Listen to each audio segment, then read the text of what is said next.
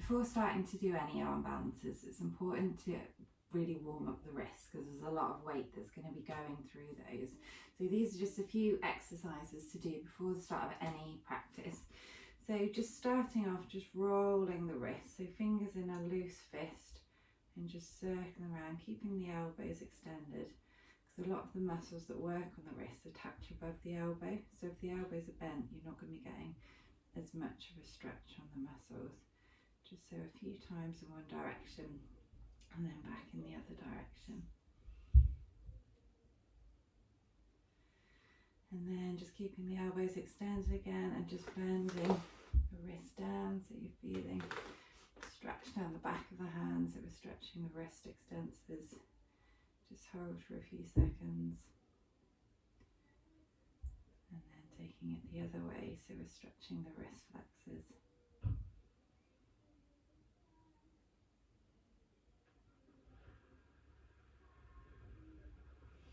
And then switching sides.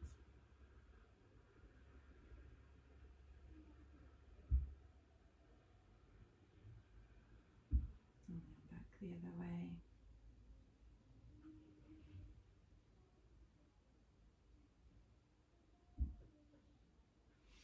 And then just giving the wrists a little bit of a shake off. And now keeping the forearms still, just opening and closing as fast as you can your fingers. So this is called starburst, and it just really gets a little bit of heat in the fingers and also warms up the muscles in the forearms. They're going to be taking a lot of the weight when we're going upside down. So you may feel that they start to feel a bit crampy after a while, but see if you can almost push through that a little bit, because this will really help to build up their strength and endurance. Okay, and then we're going to come into a weight bearing position. So coming on to all fours, I'll start off facing towards you. So hands roughly under the shoulders, and just starting off, just taking your hands out to the side and just rocking from side to side. So you're just taking the weight from the heel of the hand into the fingertips and just transferring your body weight over.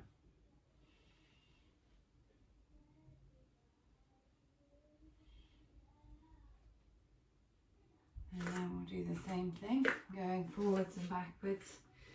So you're just taking the weight forwards into the heel of the hand and then back. It may feel a bit uncomfortable when you first start putting the weight into the wrists, and you may find it helps to just fold your mat maybe under the heel of the hand so it's not in such extreme wrist extension, but just playing about with what works for you and just listening to your body all the time. So just gently rocking forwards and backwards, and then turning your hands so they're facing back towards you, and again see if you can just rock forwards and backwards, and then as you come back just peeling your hands up, just letting the movement just control it for you, just slowly sitting back and just stretching out all through the fingers.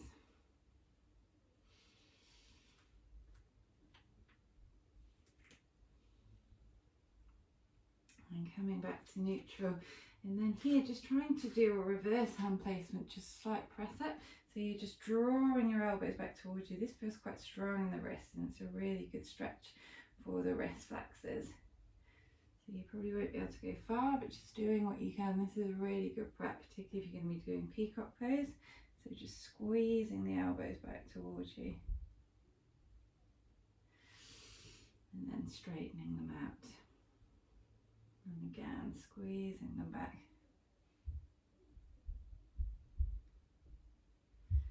And then straightening them out. Coming back into your 4-point kneeling position. And this time seeing if you can just take that weight a little bit further forward. So you're almost coming into like a planche position.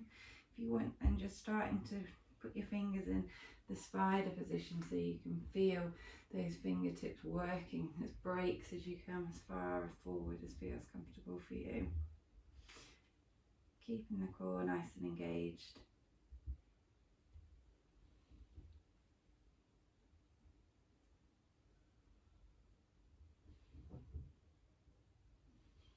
And then if you want to make that harder, you can always do it in plank position. So just coming up into plank, drawing in the tummy button, and then then just rocking forwards onto the tiptoes, and then taking it back, and again rocking forwards, and take it back, and again pressing forwards, and then take it back, and then dropping the knees down, and then just rolling the wrists out again, because there's been quite a bit of weight bearing through them. So just to try and decompress them a little bit before you start.